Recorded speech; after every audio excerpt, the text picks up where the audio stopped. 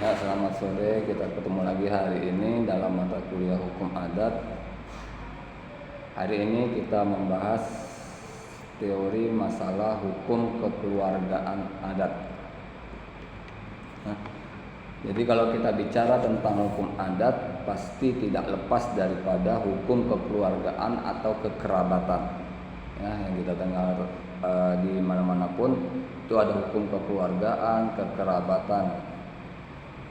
Jadi di hukum adat ini diatur tentang bagaimana kedudukan seseorang sebagai anggota keluarga atau kedudukan anak terhadap orang tua atau sebaliknya. Kedudukan anak terhadap kerabat dan sebaliknya. Dan di sini juga kita akan mengatur masalah perwalian anak. Jadi kalau perwalian anak ini kalau dari hukum adatnya kembali kepada aturan adat masing-masing. Ya, jadi hukum adat kekerabatan ini lebih jelasnya mengatur tentang pertalian sanak saudara berdasarkan pertalian darah atau seketurunan satu garis lurus, atau pertalian perkawinan dan perkawinan adat. Ya, kalau pertalian darah itu berarti keturunan dari ayah, dari pihak laki-laki. Kita masuk ke pembahasan pertama, masalah keturunan. Ya, dalam masalah kekerabatan masyarakat adat, keturunan merupakan hal yang paling penting untuk meneruskan garis keturunan atau klan dari garis keturunan lurus atau menyamping. Ya, seperti dalam masyarakat Bali, dimana itu dimana laki-laki nantinya akan meneruskan pura keluarga untuk menyembah para leluhurnya. Ya, jadi kalau di Bali lebih kepada laki-laki untuk mengurus penyembahan kepada leluhurnya, diteruskan oleh laki-laki. Ya, karena juga pada umumnya keturunan mempunyai hubungan hukum yang didasarkan pada pertalian darah atau hubungan darah, ya, seperti antara orang tua dan anak, hubungan antara orang tua dan anak-anaknya. Juga daripada hubungan itu ada akibat hukum yang terjadi yang berhubungan dengan keturunan yang bergandengan dengan ketunggalan leluhurnya. Ya, tetapi juga seluruh garis keturunan itu tidak sama di seluruh wilayah Indonesia. Ya, kecuali sama jika sama-sama di hukum agamanya, hukum Islam, hukum Kristen atau hukum gereja dan sebagainya. Ya, kalau dia sudah balik kepada hukum adat, maka lepaslah aturan yang sama, kembali kepada adat-adat masing-masing. Ya,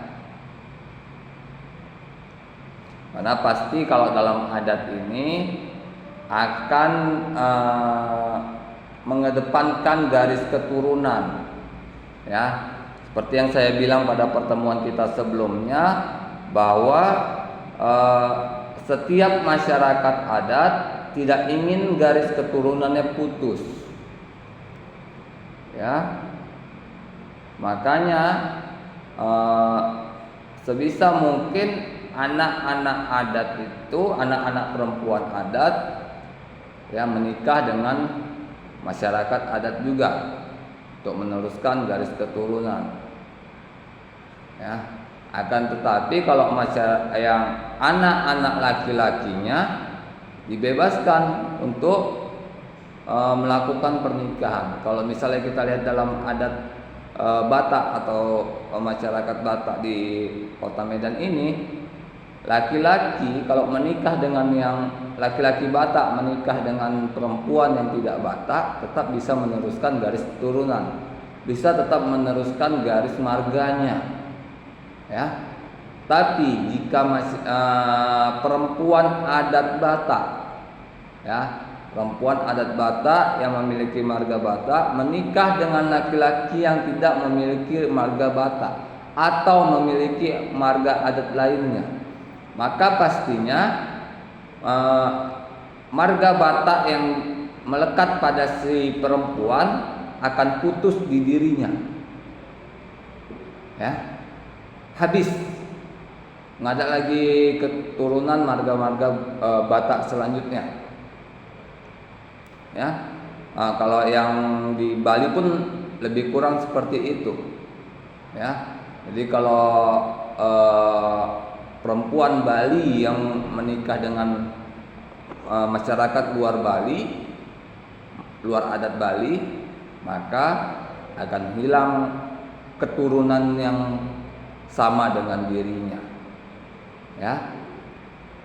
Tapi kalau dia menikah dengan masyarakat adat Bali atau yang perempuan Batak menikah dengan masyarakat adat Batak, walaupun tidak meneruskan garis keturunan marganya, akan tetapi meneruskan garis keturunan keluarga terdekatnya, ya, dari keluarga suaminya.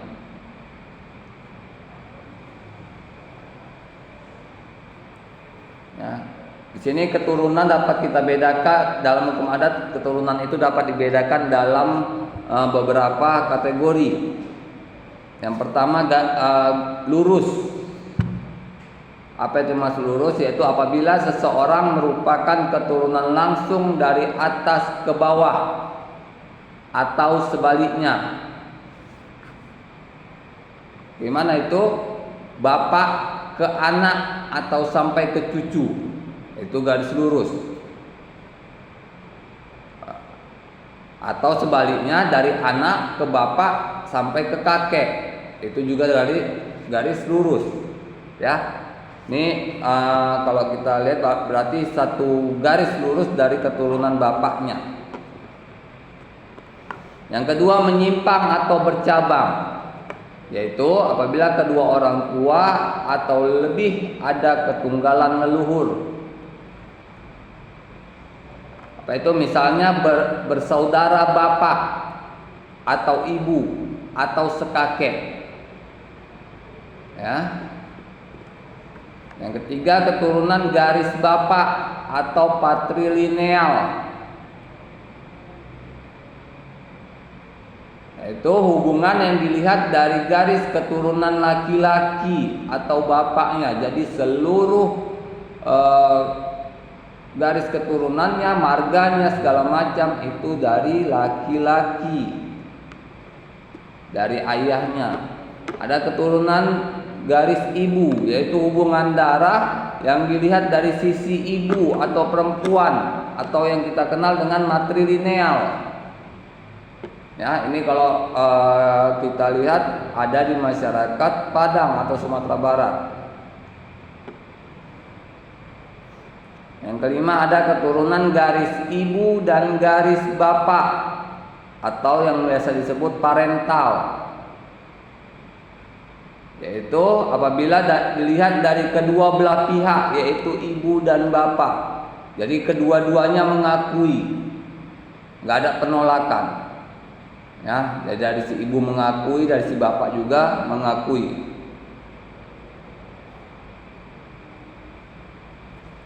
Lanjutnya kita bahas masalah hubungan anak dengan orang tua.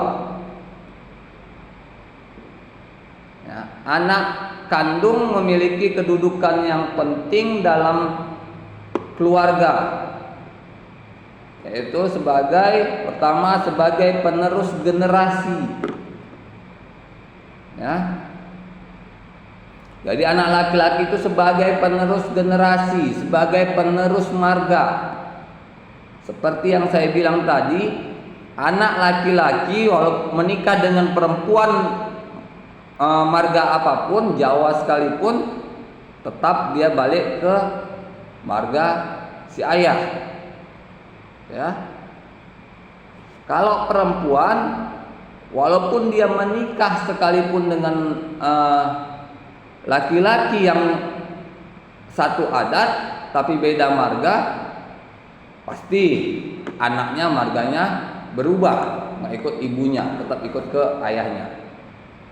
Selanjutnya laki-laki itu sebagai pusat harapan orang tua di kemudian hari. Ya, ini jelas bahwa di kemudian hari, di masa yang akan datang, laki-laki itu sebagai pusat tumpuan orang tua.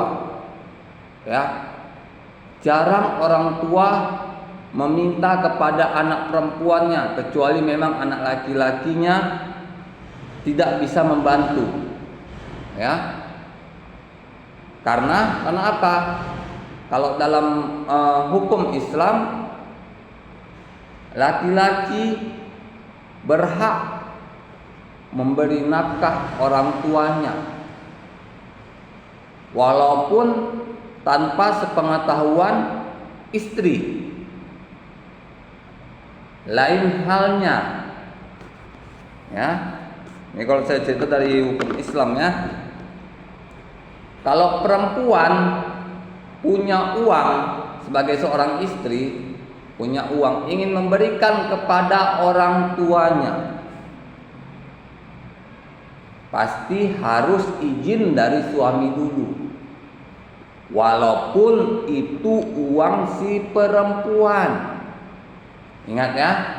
Walaupun itu uang si perempuan. Apa itu misalnya? Misalnya gini, jika perempuan itu bekerja, memiliki gaji, ya, memiliki gaji, mau kasih ke orang tua, tetap izin ke suami, bilang, Pak, Mas, saya baru gajian, ini saya ingin membantu orang tua saya di kampung, tetap harus izin. Ini sebagian gaji saya mau saya berikan kepada orang tua di kampung. Tetap, itulah etikanya. Ya. Coba kalau tidak beritahu, oke, nggak ada masalah, karena uang si istri misalnya, suami pasti nggak tahu. Tapi suatu saat jika tahu, pasti akan ribut, kan? Mulai nanti membangkit antara suami dan istri. Kau gini, terjadi pertikaian, pertengkaran. Ya, jadi lebih bagus jujur. Mau bantu orang tua, silakan. Mau bantu panti asuhan, bilang sama suami, Mas, ini kita ada, saya rasa ada kelebihan dana, bisalah kita kasih 100.000 ke panti asuhan ini. Bilang. Walaupun istri sebagai pemegang keuangan dalam rumah tangga.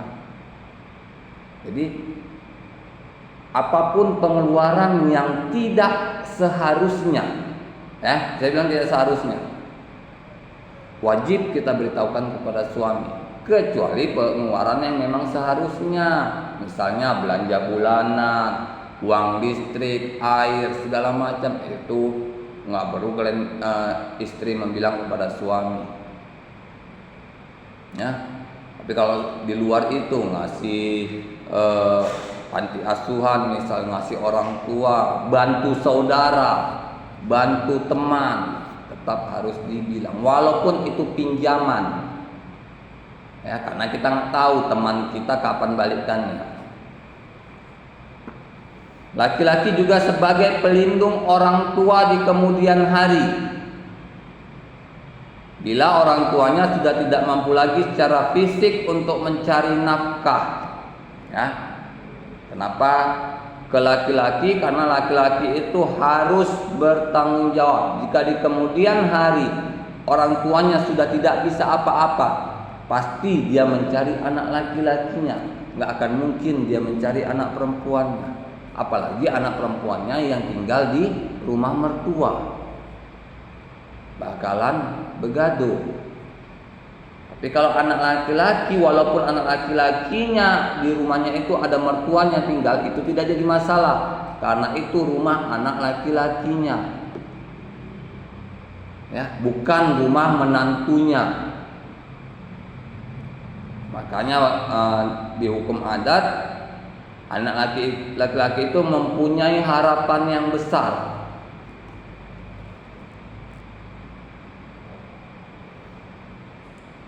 Menurut hukum adat, anak kandung yang sah adalah anak yang dilahirkan dari perkawinan bapak dan ibu yang sah, walaupun terjadinya perkawinan tersebut setelah ibunya melahirkan terlebih dahulu. Ini bedanya kan? Kalau hukum adat itu tetap mengakui anak yang lahir anak yang lahir sebelum perkawinan ibunya. Tapi kalau dalam hukum nasional kita, ya, kalau ada anak yang lahir di luar perkawinan yang sah, kalian boleh lihat aktenya. Aktenya tidak bin bapaknya, tidak anak dari bapaknya, tapi dibikin anak dari ibunya.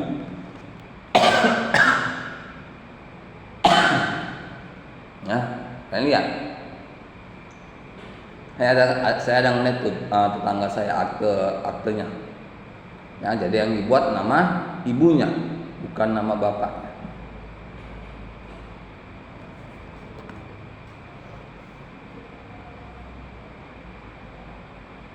Ya, perwujudan upacara setiap daerah antara satu daerah dengan lainnya memiliki beberapa perbedaan. Misalnya anak masih dalam kandungan, biasanya bulan ketiga, 5, 7, dan 9. Pada bulan ke-7 diadakan upacara yang disebut dengan tingkep. Pada saat lahir dilakukan penamaan atau bali dalam kurung tali pusar, atau jika tidak ditanam diadakan upacara pengayutan ke laut.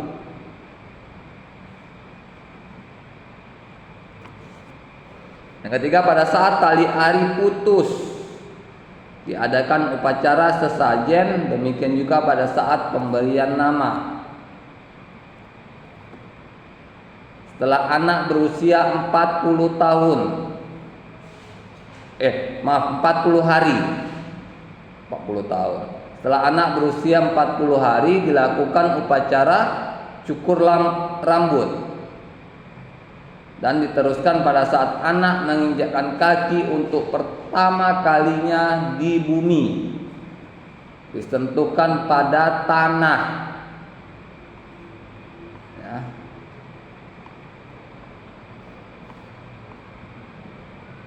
Selanjutnya di teori pembahasan ketiga itu masalah adat jika tidak ada perkawinan.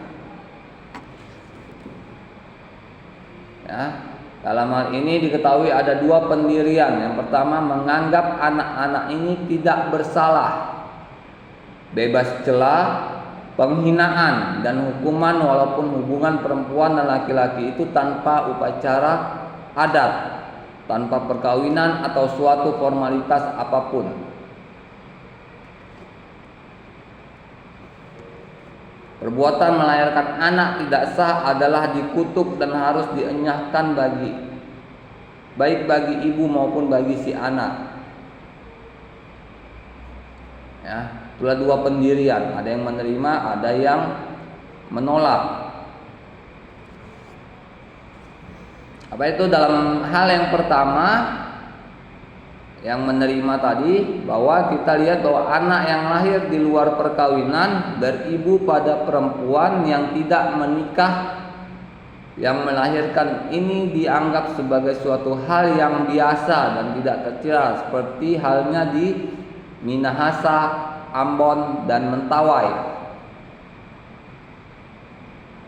Ya, tapi kalau dalam daerah-daerah lain ada ketentuannya masing-masing, kita nggak bisa samakan ya. Makanya saya sebutkan daerahnya berdasarkan buku nasional. Dalam hal kedua, terdapat suatu sikap yang keras yang mengutuk terhadap ibu yang melahirkan tanpa pernikahan dan anak tersebut karena terbawa oleh pendirian yang magis religius, maka hal tersebut akan membawa petaka, sial, celaka, dan sebagainya. Ya, jadi itu masyarakat adat yang ada di Jawa biasanya.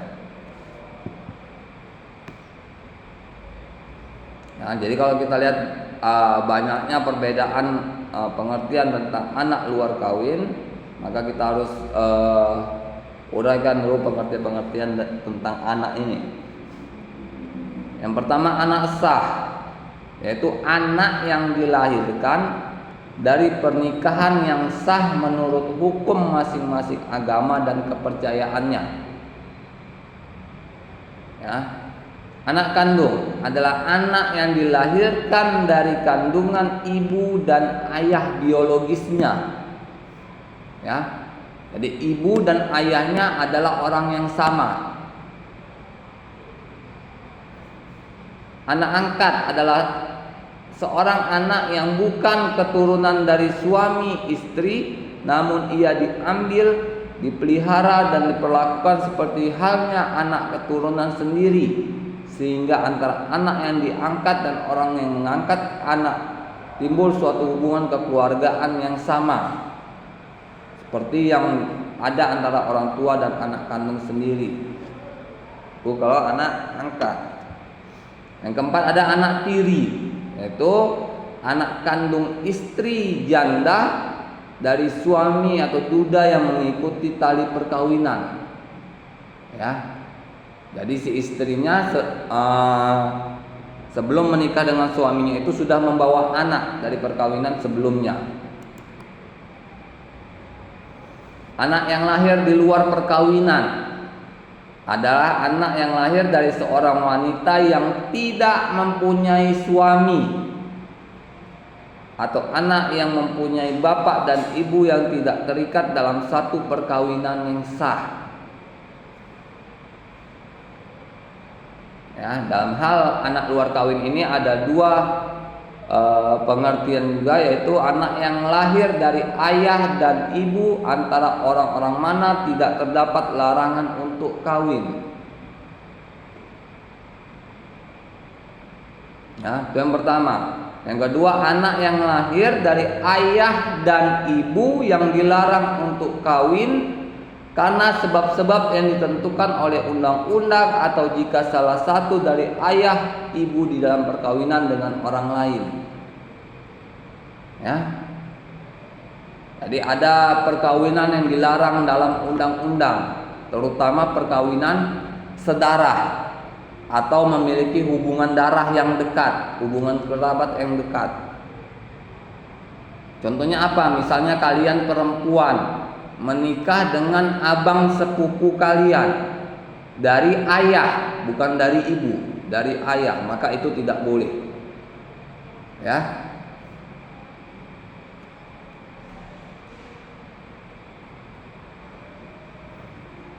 Proses terjadinya anak luar kawin dapat dikategorikan, yang pertama, anak dari hubungan ibu sebelum terjadinya pernikahan. Ya, jadi anak ini ada sebelum ibunya melakukan pernikahan yang sah. Ya. Walaupun lahirnya nanti setelah perkawinan, tetap dianggap anak luar kawin.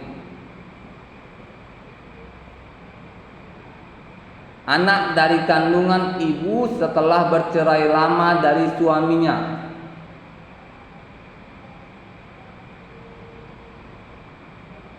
Ya. Itu terjadi pertama, kelahiran anak itu apabila terjadi belum lama dari masa perceraian dengan suaminya, maka anak tersebut masih dianggap anak dari bekas suaminya itu. Jadi kalau si seorang ibu melahirkan anak, ya, belum habis masa idahnya, masa tunggunya. Masa tunggu kalau dalam Islam itu masa idah itu 2 kali suci. Ya. Maka kalau belum lepas masa idahnya, itu masih anak yang sah antara suami dan istri sebelum perceraian terjadi. Ya. Yang kedua, apabila kelahiran anak tersebut lama setelah masa perceraian ibu dan ayah, maka Anak tersebut dapat dinamakan anak luar kawin.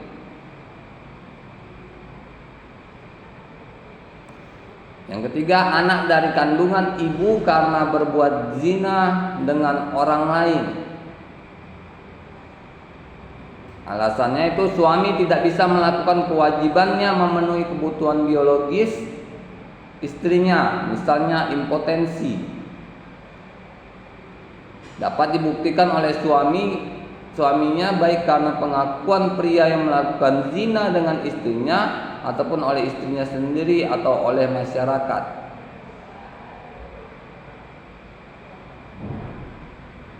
Yang keempat, anak dari kandungan ibu yang tidak diketahui siapa ayahnya. Biasanya ini, mohon maaf, perempuan penghibur, ya, perempuan PSK misalnya, yang setiap hari bisa 2, 3 bahkan lebih laki-laki. Jadi dia pun tidak tahu ini anak siapa.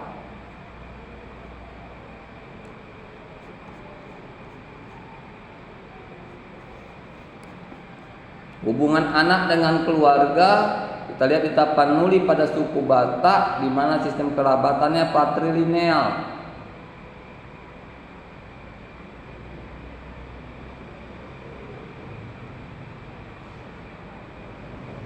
Ya, berarti berdasarkan ayah. Di Minangkabau berdasarkan sistem matrilineal atau ibu.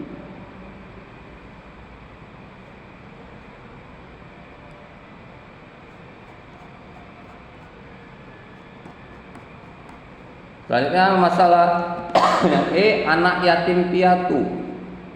Dalam masyarakat parental, maka anak akan berada dalam pemeliharaan dan tetap dalam kekuasaan ibu. Apabila ayah yang meninggal atau apabila ibu yang meninggal dunia sampai anak dewasa dan dapat hidup mandiri.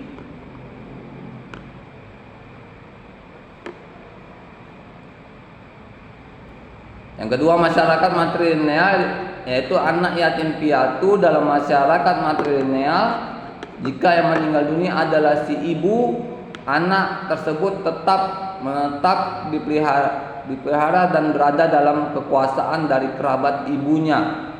Ayahnya hanya akan memperhatikan kepentingan dari anak tersebut. Sedangkan jika si ayah meninggal dunia, maka ibu akan meneruskan kekuasaannya terhadap anak-anak yang belum dewasa. Ini terjadi di masyarakat Minangkabau. Yang ketiga, masyarakat patrilineal. Jika ayah meninggal dunia dalam masyarakat patrilineal, sedangkan si anak belum dewasa, maka ini yang akan mendidik anak tersebut. Namun ibu beserta anak akan menjadi tanggung jawab dan tetap tinggal di lingkungan kerabat mendiang suaminya, misalnya di Batak dan Bali.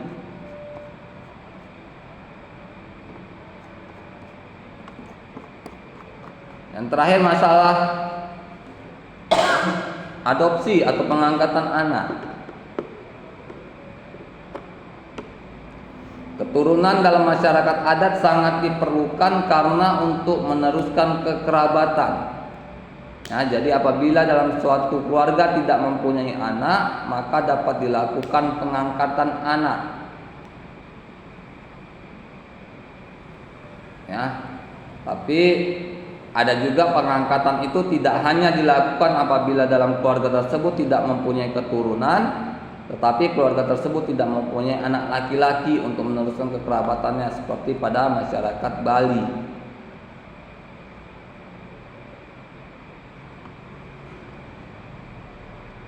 Ya, ada juga kedudukan anak angkat dapat dibedakan antara anak angkat sebagai penerus keturunan atau tegak tegi. Dalam masyarakat adat Lampung, anak angkat karena perkawinan untuk penghormatan.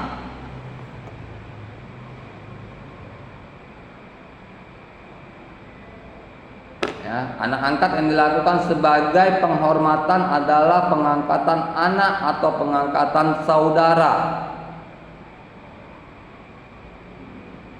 tertentu sebagai tanda penghargaan, misal mengangkat pejabat pemerintahan sebagai saudara angkat, ya, di mana proses pengangkatan ini juga mengakibatkan hukum waris dari si ayah kepada anak angkatnya, kecuali ada perjanjian tambahan dalam upacara adat di hadapan pemuka adat dilaksanakan, tergantung bagaimana kesepakatan dari pengangkatan anak sebelumnya atau di awal. Ya, inilah pertemuan kita hari ini. Ya, lebih dan kurang saya mohon maaf. Kita kembali lagi di pertemuan berikutnya selesai Idul Fitri.